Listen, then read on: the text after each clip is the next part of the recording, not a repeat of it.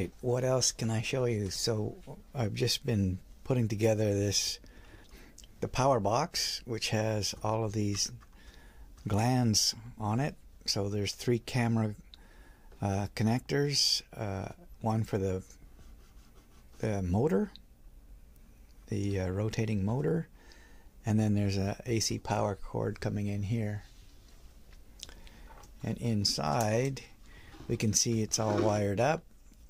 There's the AC power bar, and then there's a 5-volt power supply which has 4 different outputs, and 3 of them are going here. So there's 1 to each camera, and then the AC power is coming in on its own terminal strip here, and the 4th USB power is going off to the display and motor controller. The motor controller will sit here. So that's the next order of business, is to build the motor controller. But this is the display, and it sits in here like this. So I've also built a frame to hold the power module.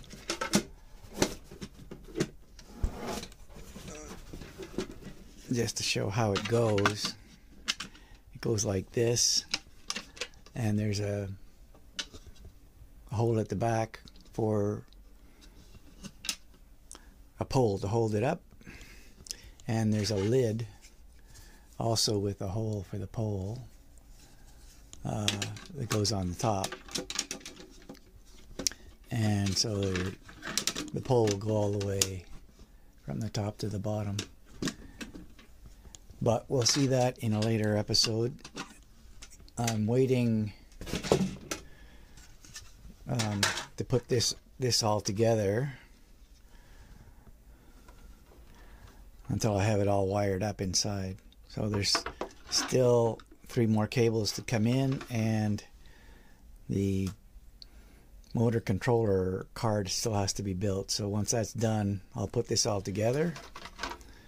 Another thing that I've been working on, of course, is one of the cameras. This is in the smaller Hammond box, and it has been wired up. So it has a bracket with a GoPro mount on it. But you can see inside there is a terminal strip, a barrier strip, with the power going to the camera, and it has a GoPro mount inside, as well as it's going to have this GoPro mount on the outside.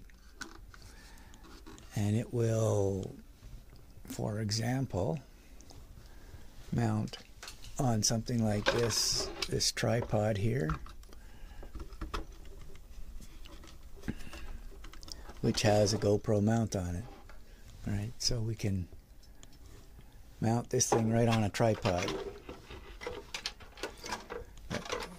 Too much going on here.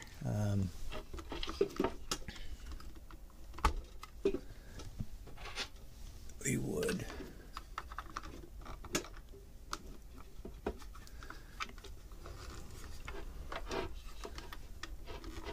have to get that lined up, and then we put the GoPro nut through there. Okay, I've actually put the mounting bolt in there for the GoPro, and you can see that it's perfectly capable of holding something of this size, although I was a bit worried that the GoPro might be a bit weak, but it'll work fine.